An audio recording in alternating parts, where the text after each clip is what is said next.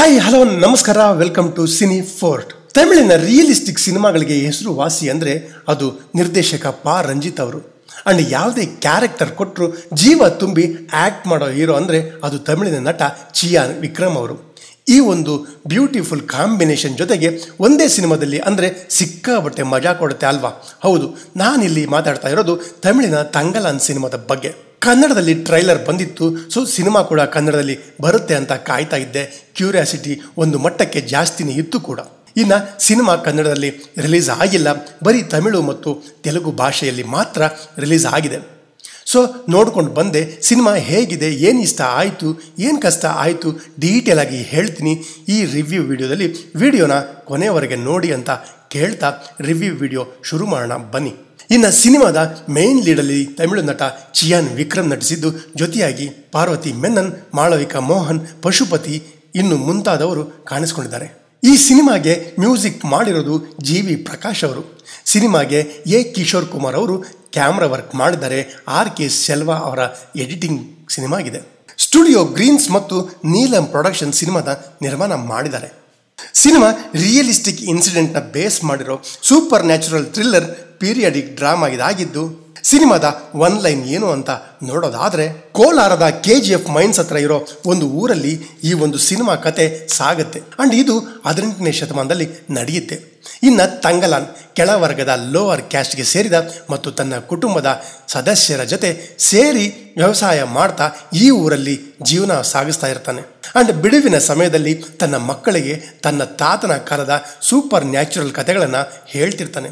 ಹೀಗಿರುವಾಗ ಅಲ್ಲಿನ ಲೋಕಲ್ ಜಮೀನ್ದಾರ್ಗೆ ಮತ್ತು ತಂಗಲಾನ್ಗೂ ಜಗಳ ಶುರುವಾಗುತ್ತೆ. ಇನ್ನು ಇದೇ ಸಂದರ್ಭಕ್ಕೆ ಸರಿಯಾಗಿ ಬಂಗಾರವನ್ನು ಹುಡುಕಿಕೊಂಡು ಬ್ರಿಟಿಷರು ಆ ಹಳ್ಳಿಗೆ ಬರ್ತಾರೆ. ನಂತರ ತಂಗಲಾನ್ ಬ್ರಿಟಿಷರಿಗೆ ಬಂಗಾರ ಹುಡುಕೋಕೆ ಸಹಾಯ ಮಾಡ್ತಾನೆ ಅನ್ನೋದು ಸಿನಿಮಾದ ಒನ್ ಲೈನ್. ಇನ್ನು ಸಿನಿಮಾದಲ್ಲಿ ವಿಕ್ರಮ್ ಅವರಿಗೂ ಅಲ್ಲಿನ ಜಮೀನ್ದಾರ್ಗೂ ಯಾಕೆ ಜಗಳ ಸ್ಟಾರ್ಟ್ ಆಯಿತು, ಬ್ರಿಟಿಷ್ ಅವ್ರ ಜೊತೆ ಬಂಗಾರ ಹುಡುಕೋಕೆ ಹೋದ ನಂತರ ಯಾವೆಲ್ಲ ತೊಂದರೆಗಳನ್ನು ಫೇಸ್ ಮಾಡಬೇಕಾಗಿ ಬರುತ್ತೆ, ಇನ್ನು ಅವನು ತನ್ನ ಮಕ್ಕಳಿಗೆ ಹೇಳೋ ಸೂಪರ್ ನ್ಯಾಚುರಲ್ ಕತೆ ಅವನ ಜೀವನದಲ್ಲಿ ಹೇಗೆಲ್ಲ ಆಟ ಆಡುತ್ತೆ ಅಂತ ತಿಳ್ಕೊಬೇಕಾದ್ರೆ ತಂಗಲಾನ್ ಸಿನಿಮಾನ ನೋಡಲೇಬೇಕು ಅಂತ ಹೇಳ್ತೀನಿ. ಇನ್ನು ನಿರ್ದೇಶಕ ಪಾ ರಂಜಿತ್ ಸಿನಿಮಾಗಳನ್ನು ಫಾಲೋ ಮಾಡೋರಿಗೆ ಅವರ ಸಿನಿಮಾಗಳ ಬಗ್ಗೆ ತುಂಬ ಚೆನ್ನಾಗೇ ಗೊತ್ತಿರುತ್ತೆ.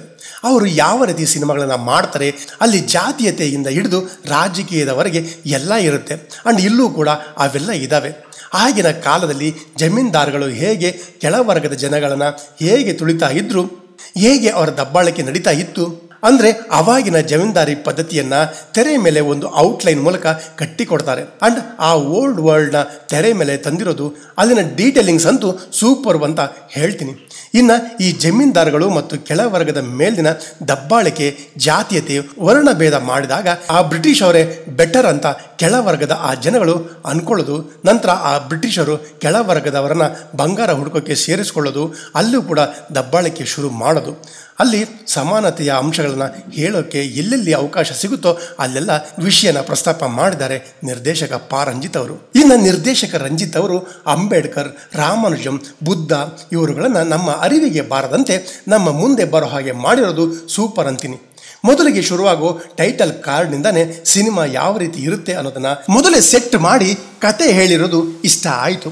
ಇನ್ನು ಸಿನಿಮಾದಲ್ಲಿ ಸುಮಾರು ವಾವ್ ಫ್ಯಾಕ್ಟರ್ಗಳಿದ್ದು, ಒಂದು ಸೀನಲ್ಲಿ ಸೈನಿಕರ ಮೇಲೆ ಹಾವುಗಳು ಅಟ್ಯಾಕ್ ಮಾಡೋದು, ನಟಿ ಮಾಳವಿಕಾ ಅವರ ಎಂಟ್ರಿ ಸೀನ್ ಮತ್ತು ಅಲ್ಲಿ ನಡೆಯೋ ಫೈಟ್ ಸೀನ್, ಅಲ್ಲಿ ಮಾಳವಿಕಾ ಮತ್ತು ವಿಕ್ರಮ್ ಅಕ್ಷರಶಃ ರಾಕ್ಷಸರಂತೆ ಆ್ಯಕ್ಟ್ ಮಾಡಿದ್ದಾರೆ. ಲಿಟ್ರಲಿ ವಾವ್ ಮೂಮೆಂಟ್ ಅಂತ ಹೇಳ್ತೀನಿ. ಇದಾದಮೇಲೆ ಪ್ರೀ ಇಂಟರ್ವೆಲ್ ಸೀನು ಮತ್ತು ಅಲ್ಲಿನ ಮ್ಯೂಸಿಕ್ ನೆಕ್ಸ್ಟ್ ಲೆವೆಲ್.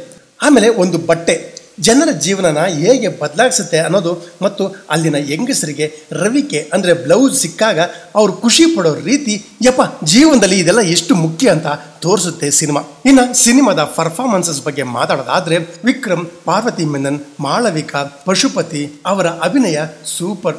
ಆಯಾ ಪಾತ್ರಗಳಾಗಿ ಜೀವಿಸಿದ್ದಾರೆ. ಅಲ್ಲಿ ಬರೋ ಪ್ರತಿಯೊಂದು ಕ್ಯಾರೆಕ್ಟರ್ಗಳಿಗೂ ಮಾಡಿರೋ make over, costume design, detailings ನಿಜವಾಗ್ಲೂ ಈ ಸಿನಿಮಾಗಾಗಿ ಮಾಡಿರೋ ಪ್ರಿಪ್ರೇಷನ್ ಎಲ್ಲ ಕ್ರೆಡಿಟು ನಿರ್ದೇಶಕ ಪಾ ರಂಜಿತ್ ಅವರಿಗೆ ಸೇರಬೇಕು. ಸಿಂಬೋಲಿಕ್ ಆಗಿ ಚಿನ್ನವನ್ನು, ಬಂಗಾರವನ್ನು ಇಟ್ಕೊಂಡು ಕೆಳ ಸಮುದಾಯದ ಹೋರಾಟ, ಕಷ್ಟ, ಶ್ರಮದ ಬಗ್ಗೆ ಸಿನಿಮಾದಲ್ಲಿ ಹೇಳಿರೋ ಪ್ರಯತ್ನ ಚೆನ್ನಾಗಿದೆ. ಇನ್ನು ಸಿನಿಮಾದ ಮೇಕಿಂಗ್ ಸೂಪರ್. 18ನೇ ಶತಮಾನದ ಕಥೆಯನ್ನು ಪ್ಲೇಸ್ ಮಾಡಿರೋ ಲೊಕೇಶನ್ಸ್, ಹಾಕಿರೋ ಸೆಟ್ಗಳು ಹಾಗೂ ಕ್ಯಾಮ್ರಾ ವರ್ಕ್ ಎಲ್ಲ ನೀಟ್ ಅಂತ ಹೇಳ್ತೀನಿ. ಇನ್ನು ಸಿನಿಮಾದ ಇನ್ನೊಂದು ಹೈಲೈಟ್ ಅಂದರೆ ಅದು ಸಿನಿಮಾದ ಮ್ಯೂಸಿಕ್. ಜಿ.ವಿ. ಪ್ರಕಾಶ್ ಅವರ ಬ್ಯಾಕ್ಗ್ರೌಂಡ್ ಸ್ಕೋರ್, ಮ್ಯೂಸಿಕ್ ತುಂಬಾ ಫ್ರೆಶ್ ಆಗಿ ಫೀಲ್ ಕೊಡ್ತು. ಅದರಲ್ಲೂ ಹಾಡುಗಳು ಮತ್ತು ಫೈಟ್ ಸೀನ್ಗಳಿಗೆ ಮಾಡಿರೋ BGM ನೆಕ್ಸ್ಟ್ ಲೆವೆಲ್ ಅಂತ ಹೇಳ್ತೀನಿ. ಇನ್ನು ಇಲ್ಲಿನ ಸಂಭಾಷಣೆ ಹಳೆಗನ್ನಡ ಮಿಶ್ರಿತ ತಮಿಳು ಹಾಗೂ ಕೋಲಾರ ಭಾಗದ ತಮಿಳನ್ನು ಬಳಕೆ ಮಾಡಿರೋದು. ಮಧ್ಯ ಮಧ್ಯ ಕನ್ನಡ ಪದಗಳು ಬರೋದು ಹಾಗೂ ನಮ್ಮ ಮೈಸೂರಿನ ಹೆಸರು, ಟಿಪ್ಪು ಸುಲ್ತಾನ್ ಹೆಸರು, ಹೀಗೆ ಹಲವಾರು ವಿಷಯನ ಆ್ಯಡ್ ಮಾಡಿ ನಮಗೂ ಸಿನಿಮಾ ಕನೆಕ್ಟ್ ಆಗೋ ಹಾಗೆ ಮಾಡಿದ್ದಾರೆ. ಕೆಲವು ಕಡೆ ಆಡಿಯೋ ಪ್ರಾಬ್ಲಮ್ ಇದೆ ಅನ್ನಿಸ್ತು, ಅದಕ್ಕೆ ಶಿಂಕ್ ಸೌಂಡಲ್ಲಿ ಸ್ಪಾಟ್ ಮಿಕ್ಸಿಂಗ್ ಮಾಡಿರೋದಿರ್ಬೋದು. ಇನ್ನು ಸಿನಿಮಾ ಸ್ಲೋ ನೆರೇಷನ್ ಇರೋದ್ರಿಂದ ಎಷ್ಟೆಲ್ಲ ವಾವ್ ಫ್ಯಾಕ್ಟರ್ಸ್ ಇದ್ರೂ ಕೂಡ ಮಧ್ಯ ಮಧ್ಯ ಬೋರ್ ಹೊಡಿಸುತ್ತೆ. ಯಾಕೋ ಸಿನಿಮಾ ಕೆಲವು ಕಡೆ ಕನೆಕ್ಟ್ ಆಗಲ್ಲ. ಇವನ್ ಅಲ್ಲಿನ ಎಮೋಷನ್ಸ್ ಕೂಡ. ಯಾಕಂದರೆ ಬ್ರಿಟಿಷರು KGF ಮೈನ್ಸ್ ಓಪನ್ ಮಾಡಿದಾಗ ಅಲ್ಲಿನ ಲೋಕಲ್ನಲ್ಲಿ ಇರೋ ಕೆಳವರ್ಗದ ಜನರನ್ನ ಕೆಲಸಕ್ಕೆ ಇಟ್ಕೊಳ್ತಾರೆ. ಲಿಟ್ರಲಿ ಸೈನೈಡ್ ಥರದ ಪಾಯ್ಸನ್ ಜೊತೆ ಕೆಲಸ ಮಾಡಿಸ್ತಾ ಇದ್ರು ಬಂಗಾರನ ಪಡೆಯೋಕೆ. ಇನ್ನು ನಿಜ ಜೀವನದ ನೈಜ ಘಟನೆ ಆಧರಿಸಿ ಸಿನಿಮಾ ಮಾಡಿದ್ದಾರೆ. ತುಂಬ ರಿಯಲಿಸ್ಟಿಕ್ ಆಗಿ ಮೂಡಿ ಬಂದಿದೆ ಕೂಡ. ಬಟ್ ತುಂಬ ಲೇಯರ್ಗಳನ್ನು ಆ್ಯಡ್ ಮಾಡಿದ್ದು ಮತ್ತು ನಮಗೆ ಅಲ್ಲಿನ ನೇಟಿವಿಟಿ ಗೊತ್ತಿಲ್ಲ ಅಂದರೆ ಸ್ವಲ್ಪ ಮಟ್ಟಿಗೆ ಆಡಿಯನ್ಸ್ಗೆ ಕನ್ಫ್ಯೂಸ್ ಆಗುತ್ತೆ. ಸೆಕೆಂಡ್ ಹಾಫ್ನಲ್ಲಿ ತುಂಬ ಜನರಿಗೆ ಅದೇ ಆಗಿದ್ದು ಕೂಡ. ತುಂಬ ಡೆಪ್ತ್ ಆಗಿ ಹೇಳಿರೋ ವಿಷಯಗಳನ್ನು ಆಡಿಯನ್ಸ್ಗೆ ಕನ್ವೆ ಮಾಡೋದ್ರಲ್ಲಿ ಸಕ್ಸಸ್ ಆಗಿಲ್ಲ ಅಂತ ಹೇಳ್ತೀನಿ. ಓವರಲ್ ಆಗಿ ತಂಗಲಾನ್ ಒಂದು ಡೀಸೆಂಟ್ ವಾಚಬಲ್ ಸಿನಿಮಾ ಅಂತ ಹೇಳ್ತೀನಿ. ಥಿಯೇಟರ್ ಎಕ್ಸ್ಪೀರಿಯನ್ಸ್ ಚೆನ್ನಾಗಿತ್ತು, ಫ್ಯಾಮಿಲಿ ಸಮೇತ ನೋಡ್ಬೋದು. ಹಾಗೆ ಕನ್ನಡದಲ್ಲಿ ಕೆಲವು ಒಳ್ಳೆಯ ಸಿನಿಮಾಗಳು ರಿಲೀಸ್ ಆಗಿದ್ದಾವೆ. ಈ ಹಬ್ಬದ ಸಮಯದಲ್ಲಿ ಫ್ರೀ ಇದ್ದರೆ ಸಿನಿಮಾಗಳನ್ನು ಥಿಯೇಟ್ರಿಗೆ ಹೋಗಿ ನೋಡಿ ಅಂತ ಕೇಳ್ತಾ, ಇದಿಷ್ಟು ತಂಗಲಾನ್ ಸಿನಿಮಾ ನೋಡಿ ಹೇಳಬೇಕು ಅನಿಸಿದ ನನ್ನ ವೈಯಕ್ತಿಕ ಅಭಿಪ್ರಾಯಗಳು.